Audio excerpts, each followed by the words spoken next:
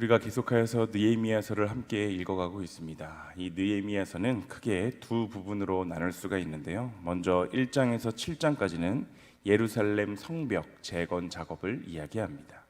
이 공사의 핵심 지도자는 유다의 총독이었던 느헤미야였는데, 느헤미야와 유다 백성들은 100년이 걸려도 해내지 못했던 그 성벽 재건 공사를, 그 보수 작업을 불과 52일 만에 끝냈습니다. 그런데 성벽 공사가 완료된 다음에 느헤미야서는 성벽 공사보다 훨씬 더 중요한 유다 백성들의 영적 부흥을 소개하고 있습니다. 8장 1절부터 성벽 봉헌식을 소개하는 오늘 본문의 바로 앞까지 하나님의 말씀을 듣고 회개하고 삶이 변화되는 유다 백성들의 면모를 상세하게 기록하고 있습니다. 그런데 흥미로운 사실은 느헤미야는 기쁨과 감격의 순간이 될 이 성벽 봉헌식을 성벽 공사가 끝나자마자 곧바로 시작하지 않았다는 사실입니다. 느헤미야는 성벽보다 훨씬 더 중요하게, 그가 중요하다고 생각했었던 것이 있었는데, 그것은 바로 성 안에 들어갈 사람들, 성 안에 들어갈 그 백성들이 영적으로 준비가 되는 것이었습니다. 그래서 성벽이 완성되자마자 이 성벽 봉헌식을 진행했던 것이 아니라 이스라엘 백성들이 전심을 다해 회개하고 하나님의 은혜와 자비를 간구하며 그들이 삶으로 하나님의 그 사랑에 감사하는 삶을 살아낼 수 있을 때, 그때 봉헌식을 진행했습니다. 성벽을 보수하고, 그 성벽을 보수하고 정비했었던 그 백성들이 영적으로 거듭이 나서 거룩한 새 예루살렘을 만들 준비가 되었을 때, 바로 그때 성벽 봉헌식을 진행하게 된 것입니다. 오늘 본문 느헤미야 12장 27절을 우리가 함께 읽어보도록 하겠습니다. 함께 읽습니다. 예루살렘 성벽을 봉헌하게 되니 각 처에서 레위 사람들을 찾아 예루살렘으로 데려다가 감사하며 노래하며 재금을 치며 비파와 수금을 타며 즐거이 봉헌식을 행하려 하매. 아멘. 오늘 본문은 방금도 소개드렸듯이 예루살렘 성벽 봉헌식을 이야기합니다. 그런데 느헤미야가 이끌었었던 이 이스라엘의 성벽 봉헌식은 조금 특별한 점이 있습니다. 왜냐하면 성전 봉헌식이 아니라 바로 성벽 봉헌식이었기 때문입니다. 어찌 생각하면 우리가 성전을 지어서 봉헌하는 것, 성전 봉헌식은 하나님이 거하실 전이기 때문에 어찌 보면 당연하다는 생각이 들지만, 성벽까지 봉헌식을 해야 하나? 이런 의아한 생각이 들기도 합니다. 하지만 느헤미야와 당시 백성들은 이 성벽을 쌓은 것에 대해 성대하게 봉헌식을 진행했는데, 그 이유가 과연 무엇이었을까요? 그것은 바로 자신이 아무리 남다른 노력을 해서 견고한 성읍을 쌓았을지라도 하나님께서 지켜주시지 않는다면 그 모든 것들은 다 허사에 불과하다는 것을 이 이스라엘 백성들은 역사적인 체험을 통해 잘 알고 있었기 때문입니다. 다윗성은 다윗이 그곳을 수도로 삼은 그 이래로 400년 가까운 세월을 굳건하게 버텼었던 그러한 성이었습니다. 그런데 이스라엘 백성들이 하나님을 점점 멀리하게 되고 하나님을 완전히 떠나게 되었을 때 하나님 역시 그들을 지켜주지 않게 되셨고, 결국 다윗성은 이방인들의 손에 의해 허무하게 무너져 내리고 말았습니다. 그러므로 이스라엘 백성들이 새롭게 성벽을 중건하고 또 성대한 봉헌식까지 거행했었던 그 이유는 이전에 예루살렘이 적의 공격으로부터 안전할 수 있었던 것이 바로 성의 견고함 때문이 아니라 하나님께서 함께 하셨기 때문임을 너무나도 마음속 깊이 깨달았기 때문입니다. 오늘을 살아가는 우리 역시 나만의 예루살렘 성벽을 쌓아가는 사람들입니다. 가정이라는 성벽, 또 자녀 양육이라는 성벽, 또 직장과 사업이라는 성벽, 또한 인생의 계획이라는 성벽 등 많은 성벽들을 쌓아가고 있습니다. 그런데 대부분의 경우에 사람들은 자신들이 내 힘으로 무언가를 이루었다라는 착각을 하며 살아갑니다. 남들이 부러워하는 결혼을 하게 된 사람은 내가 잘나서 결혼을 잘할 수 있었다라고 이야기를 합니다. 또 자식을 대학에 잘 보낸 사람은 자신들이 자식 교육을 잘했기 때문에 그렇게 되었다라고 말합니다. 내가 내 자식을 좋은 대학에 보내려고 새벽마다 일어나서 영양가 있는 밥을 해서 먹이고 또 좋은 정보들을 얻으려고 여기저기 뛰어다니고, 또 애들 학교 끝나고 학원에 갈 때 일일이 픽업을 했다가 또 데려오기도 하고, 내가 그렇게 수고를 했기 때문에 내 자식들이 좋은 대학에 갔다라고 말합니다. 또 좋은 직장에 들어간 누군가는 나는 대학에서부터 대학교 다닐 때부터 열심히 공부했고 또 기업에서 원하는 스펙들을 열심히 쌓았기 때문에 내가 이렇게 연봉이 높고 좋은 기업에 들어갈 수 있게 되었다라고 말을 합니다. 그리고 또 사업을 하는 사람, 직장 생활이나 사업의 승승장구해서 큰 돈을 만지는 사람은 내가 남들 잘 때 일하고 또 내가 열심히 내 발로 뛰었기 때문에 내가 이렇게 사업에 성공할 수 있었다라고 말을 하게 됩니다. 하지만 우리가 반드시 기억해야 하는 것은 하나님의 도우심이 없는 인간의 승리, 인간의 성공은 전혀 없다는 사실입니다. 이스라엘 백성들이 자신들의 힘으로 열심히 성벽을 다 지어놓고도 하나님께 감사할 수 있었던 것, 바로 이것은 자신들의 힘으로 성벽을 완공한 것이 아니라 하나님께서 도우셨기에 가능했음을 그들은 정확하게 알고 있었습니다. 그들은 한 손에는 칼을 들고 한 손에는 도구를 들고 적을 경계하면서 그 일을 할 정도로 정말로 수고하고 애썼습니다. 대적들은 끊임없이 그들을 다양한 방법으로 성벽을 재건하지 못하도록 방해했지만 그럼에도 불구하고 그 52일 만에 성벽 재건을 완료했던 것은 자신들이 정말 잠을 잘 때에도 편하게 자지 않고 언제든지 싸울 준비를 하고 잠에 들 정도로 노력을 했기 때문에 가능했었던 일이었습니다. 그렇게 생각할 수도 있었을 것입니다. 우리가 이렇게 수고하고 노력했기 때문에 이렇게 52일 만에 예루살렘 성벽을 완공할 수 있었다라는 생각을 얼마든지 가질 수 있었던 것이 바로 이스라엘 백성들이었습니다. 하지만 그들은 하나님이 자신들과 함께 하셨기에 성벽 재건을 할 수 있었다라는 그 사실을 가슴 깊이 인정하고 또 감사하는 마음이 있었고, 하나님의 그 일하심, 하나님의 역사하심에 감격과 감사가 가득했습니다.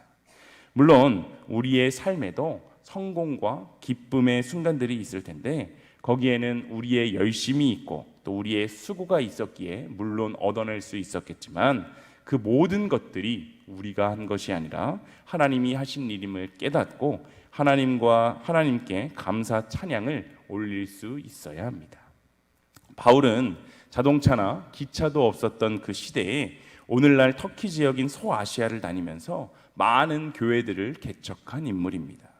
또 유럽에 기독교가 확고하게 뿌리를 내린 것도 그 바울의 영향이라고 말할 수가 있고, 또 신약성경의 대부분의 책들이 바울이 쓴 책이기 때문에 어찌 보면 바울은 내가 얼마나 열심히 살았나, 정말 잠도 안 자고 먹지도 못하고 쉬지도 못하고 어디 가서 환영도 못 받고 또 오히려 매를 맞으면서까지 하나님의 복음을 열심히 전했기 때문에 이렇게 내가 훌륭한 업적을 달성할 수 있었다라고 생각할 수도 있었을 것입니다. 하지만 그는 겸손하게 하나님께 모든 영광을 돌렸는데 고린도전서 15장 10절은 이렇게 이야기합니다. 그러나 내가 나된 것은 하나님의 은혜로 된 것이니 내게 주신 그의 은혜가 헛되지 아니하여 내가 모든 사도보다 더 많이 수고하였으나 내가 한 것이 아니요 오직 나와 함께 하신 하나님의 은혜로다. 아멘. 지금 바울은 내가 모든 사도들보다 더 많이 수고하였으나 내가 한 것이 아니요 오직 나와 함께 하신 하나님의 은혜다라고 자신의 삶의 고백을 하고 있습니다. 교회를 핍박하던 자신을 용서해 주신 분도 바로 하나님, 또 사도로 불러주시고 복음 전파의 그 놀라운 사명을 감당하게 하신 분도 하나님임을 제대로 알고 있었기 때문에 이렇게 놀라운 고백이 가능할 수 있었던 것입니다. 우리는 너무나도 연약하고 부족하기 때문에 늘 교만이라는 그 벽 앞에서 무너지고 맙니다. 하나님이 우리에게 복을 주신 것을 우리는 우리의 열심, 나의 스스로의 열심으로 이룬 것이라고 착각하고 나의 능력, 나의 실력을 그렇게 믿으면서 살아가게 된다면 언젠가 우리는 하나님을 잊고 살아갈 수밖에 없게 되고 하나님 없이도 살 수 있다라는 교만에 빠져서 하나님을 떠나는 삶을 살게 될 수밖에 없습니다. 하지만 오늘 본문의 이스라엘 백성들처럼 자신들의 수고와 또 자신들의 열심을 통해 이룬 것조차도 이 모든 것은 하나님께서 하신 일이고 하나님이 함께 하셨기에 가능했다는 것을 기억하며 내가 잘나서 또 내가 열심히 해서 또 내가 운이 좋아서가 아니라 모든 것이 전적으로 하나님의 은혜였음을 고백할 수 있는 그러한 사람은 하나님께 진정한 감사를 올려드릴 수가 있습니다. 우리도 일상의 삶에서 모든 일들 가운데 하나님께서 세세히 개입하시고 또 우리가 기쁠 때나 또 슬플 때나 언제나 하나님께서 우리와 함께 하신다는 사실을 기억하며 모든 순간에 하나님의 일하심을 인정하며 하나님께 감사를 올려드리는 우리 일신교회 모든 성도님들 되시기를 소망합니다. 오늘 본문 느헤미야 12장 31절도 우리가 함께 읽어보겠습니다. 함께 읽습니다. 이에 내가 유다의 방백들을 성벽 위에 오르게 하고 또 감사 찬송하는 자의 큰 무리를 둘로 나누어 성벽 위로 대오를 지어 가게 하였는데 한 무리는 오른쪽으로 분문을 향하여 가게 하니. 아멘. 수많은 어려움에도 52일 만에 완공되었던 그 성벽 위로 수많은 유다의 지도자들과 레위인들이 찬양하고 행진하며 또 큰 감사의 봉헌식도 진행하고 있는 것이 지금 본문이 그리고 있는 상황입니다. 그런데 특별히 이 상황 속에서 느헤미야의 놀라운 리더십을 보게 됩니다. 본문 36절의 끝부분에 보면 학사 에스라가 앞서서라는 표현이 있습니다. 봉헌식을 하며 감사 찬송하는 자의 무리를 둘로 나누었는데 그 중에 한 무리를 에스라가 이끌고 있음을 알 수 있습니다. 그렇다면 다른 한 무리, 두 무리가 있었다고 하는데 한 무리를 학사 에스라가 이끌었다면 다른 한 무리는 당연히 느헤미야가 이끌었을 것이다 라고 우리는 생각하게 됩니다. 본문 그런데 38절을 보면 감사 찬송하는 다른 무리는 왼쪽으로 행진하는데 내가 백성의 절반과 더불어 그 뒤를 따라 성벽 위로 가서 라고 말하고 있습니다. 이것은 느헤미야가 앞장서서 다른 한 무리를 이끌고 있는 것이 아니라 찬양하는 무리의 뒤에 서서 그저 따라가고 있음을 잘 보여줍니다. 이런 느헤미야의 모습은 오늘을 살아가는 우리에게 강한 도전을 줍니다. 바로 헌신과 수고에는 앞장을 서고 또 영광을 누리는 자리에는 뒤에 설 줄 알아야 한다는 것입니다. 누가 뭐라 해도 분명한 것은 느헤미야는 성벽 재건의 주인공이었습니다. 유다의 총리였고 정말 높은 자리에 앉아있는 정치인이었습니다. 그렇다면 당연히 많은 사람들에 앞장서서 무리를 이끌어야 했고 또 그렇게 한다고 해서 뭐라 하는 사람이 하나도 없었을 것입니다. 그런데 그는 영적 지도자 에스라를 영광받는 자리에 가장 앞서서 내세우면서도 또 정작 가장 박수받고 영광받아야 할 자신은 뒤쪽에 묻혀서 이렇게 다른 사람들과 함께 가고 있는 모습을 보게 됩니다. 우리 역시 헌신과 수고에는 앞장서고 영광을 누리는 자리에는 뒤에 설 줄 알아야 하는데 우리의 삶을 되돌아보면 우리는 항상 반대되는 삶을 살고 있지는 않습니까?